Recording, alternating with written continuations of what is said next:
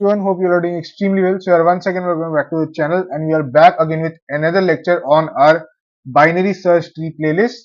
और आज हम एक नया टॉपिक डिस्कस करने वाले हैं जो कि है ceiling of a binary search tree. So बिना किसी देरी के आज के लेक्चर को शुरू करते हैं। सो यार, ceiling of a binary search tree, इससे हमको मतलब क्या पता चल रहा है?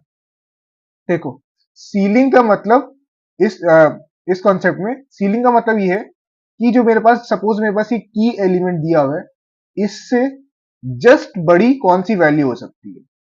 देखो, बड़ी तो कुछ भी वैल्यू हो सकती है जो बाइनरी सर्च ट्री में एग्जिस्ट करती है, लेकिन इसमें बताया पूछ रहे हैं कि लोअर मोस्ट वैल्यू जो इससे बड़ी हो सकती है वो मेरी क्या होती है, सीलिंग वैल्यू।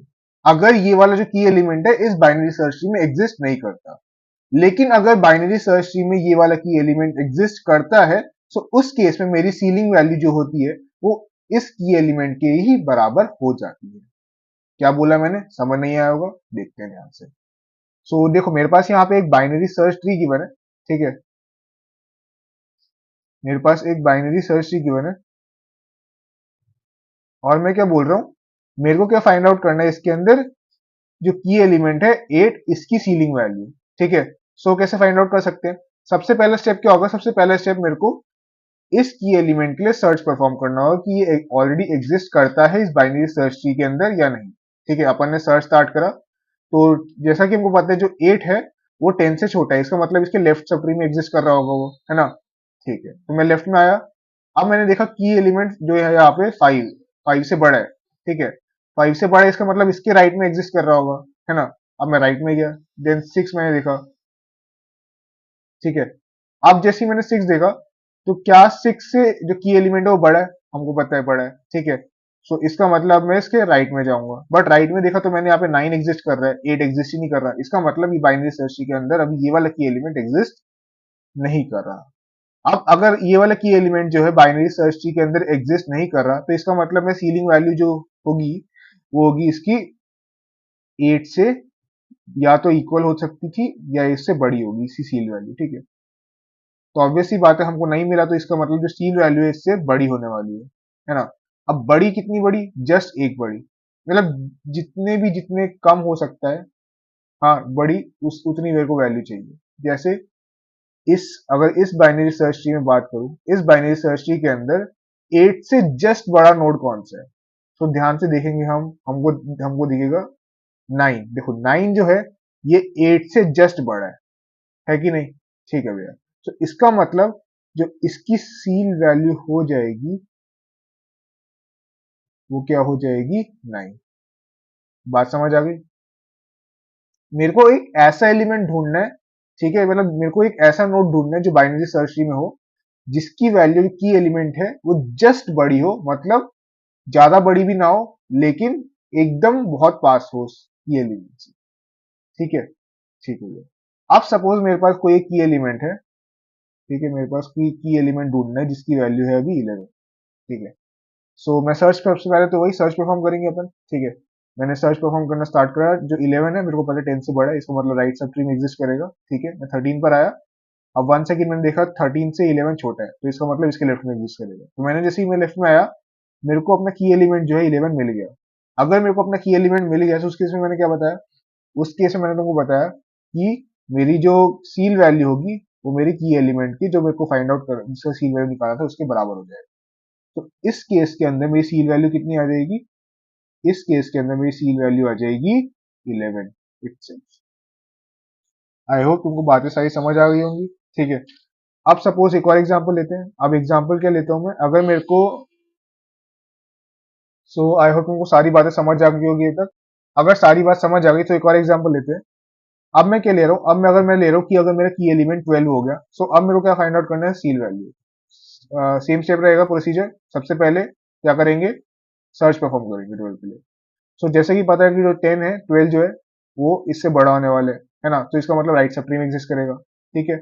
उसके बाद 13 से 12 छोटा वाला इस होने वाला है, इसका मतलब इसके लेफ्ट में एग्जिस्ट करेगा। लेकिन जैसे ही मैं लेफ्ट में आया, मेरे को क्या पता चला, यहाँ पे 11, 12 एग्जिस्ट नहीं कर रहा है यहाँ पे, ठीक है। सो इसका मतलब जो मेरा है, इससे जस्ट बड़ी वैल्यू देखनी है मेरे को बाइनरी सर्च ट्री के अंदर। अब इससे जस्ट बड़ी बाइनरी सर्च ट्री के अंदर कौन सी वैल्यू एग्जिस्ट कर रही है? सो मैंने देखा यार, जस्ट बड़ी यहाँ पर अभी कौन सी एग्जिस्ट कर रही है, अभी मेरा बाइनरी सर्च ट्री के अंदर जो वैल्यू एग्जिस्ट कर रही है वो है 13, ठीक है, ये मेरी एग्जिस्ट कर रही है बाइनरी सर्च ट्री के अंदर। इसका मतलब जो मेरी सील वैल्यू होगी अभी वो कितनी होगी, 13। आई होप तुमको सारी बातें समझ आ गई होंगी, ठीक है।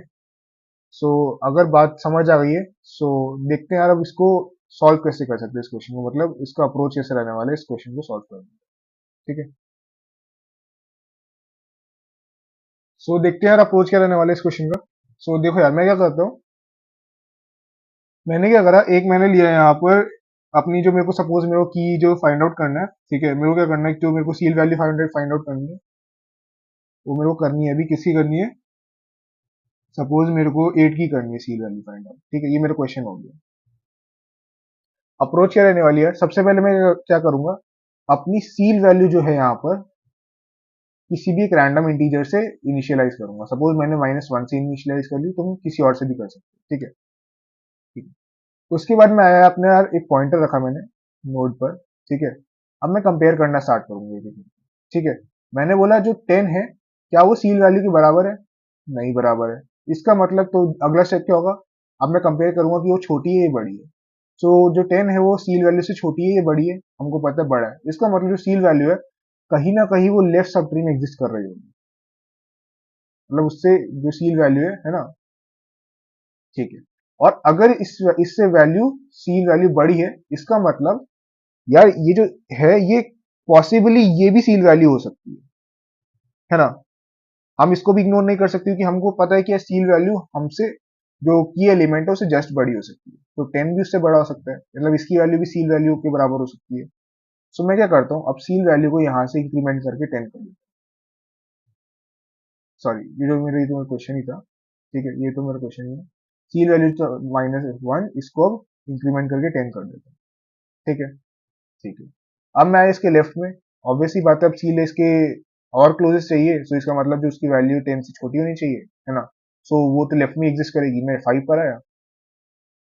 अब मैंने देखा यार जो सील वैल्यू है 8, जो मेरे को जिसका फाइंड आउट करना है वो तो इससे छोटा है, मतलब ये नहीं हो सकता। अब लेकिन जो है 5 से वो बड़ा होना चाहिए, बड़ा होना चाहिए, इसका मतलब कहीं ना कहीं वो राइट सब ट्री में एग्जिस्ट कर रहा होगा, ठीक है। मैं राइट सब ट्री में आ गया। अब मेरे पास आया 6, मैं सिक्स के पास आया। मैंने देखा यार ये भी जो मेरे को जो की एलिमेंट है उससे छोटी वैल्यू है, छोटी वैल्यू की सील वैल्यू नहीं हो सकती, है ना। तो इसका मतलब मैं वन सेकेंड इसके राइट में जाऊंगा और इससे बड़ी वैल्यू ढूंढूंगा। सो अब मैं इसे राइट राइट में आया, मेरे को क्या मिला, 9। और मेरे को पता है 9 जो है जो गिवन की एलिमेंट है उससे बड़ा है, ठीक है। और जो मेरे पास अभी जो अपडेटेड एलिमेंट था उससे छोटा है, मतलब this could be the possible seal value, क्योंकि ये क्लोजेस्ट है मेरे की एलिमेंट से। सो मैं सील वैल्यू को यहाँ से अपडेट करूंगा और 9 कर दूंगा, ठीक है।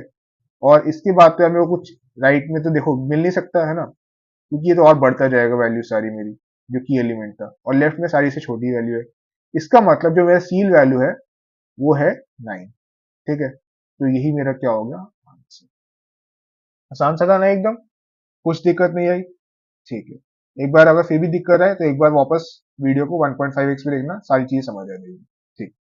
अब अगर यार भैया टाइम कॉन्स्टेंट की बात करें, सो देखो यार जैसे कि तुमको पता है यहाँ पे पूरा हाइट का खेल हो रहा है ना, ऊपर से नीचे ट्रेवर्स कर रहा हूँ।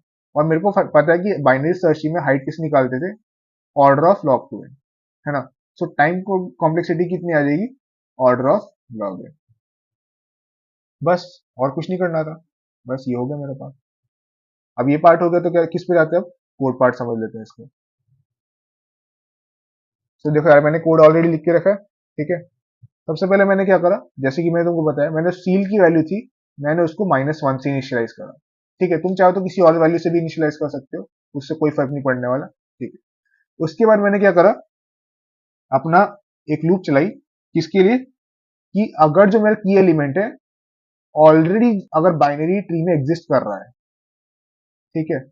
सो उस केस में मैं क्या करूंगा, उस केस में डायरेक्टली उसकी वैल्यू को जो एग्जिस्ट कर रहा होगा उसको मैं वैल्यू को प्रिंट कर दूंगा, उसको रिटर्न कर दूंगा सी वैल्यू। बात समझ आ गई, ठीक है। लेकिन अगर वो वैल्यू जो मेरी है बाइनरी सर्च ट्री के अंदर एग्जिस्ट नहीं कर रही, ठीक है, तो स्टेप वन क्या होगा, स्टेप वन होगा कि जो की एलिमेंट है, अगर वो जो गिवन एलिमेंट है रूट से उससे बड़ा है, इसका मतलब उसकी वैल्यू जो राइट सब ट्री में एग्जिस्ट कर रहा होगा, है ना। सो मैं राइट में जाऊंगा उसको ट्रेवर्स करने के लिए, ठीक है। अदरवाइज अगर उसकी वैल्यू छोटी है उससे, तो इसका मतलब उसके लेफ्ट में एग्जिस्ट कर रहा हो, तो मैं उसके कहाँ जाऊंगा, लेफ्ट में जाऊंगा, और जहां पे मेरे को मिलेगी वो वैल्यू में रिटर्न कर दूंगा। काफी आसान सा था, है ना, कोई दिक्कत तो आई नहीं होगी। ठीक है, तो ये भी मेरा हो गया क्या, कोड का पार्ट। तुम चाहो तो इसको एक बार रन करके देख लेना, सही आने वाली है। सो यही था यार मेरा seal value of a given binary search tree. I hope तुमको आज का वीडियो अच्छा लगा और चीजें भी समझ आई होंगी। आसान सा क्वेश्चन था, उतना डिफिकल्ट नहीं था, ठीक है। बट फिर भी अगर तुमको कोई दिक्कत आ रही है, सो डू कमेंट डाउन, और मैं उसको रिजॉल्व करने की जल्द से जल्द कोशिश करूंगा। तो ठीक है यार, आज की वीडियो के लिए इतना रखते हैं। तब तक के लिए पढ़ते रहो, मुस्कुराते रहो और मचाते रहो, और जल्दी मिलते हैं एक नई वीडियो के साथ। तब तक के लिए थैंक्स फॉर वॉचिंग।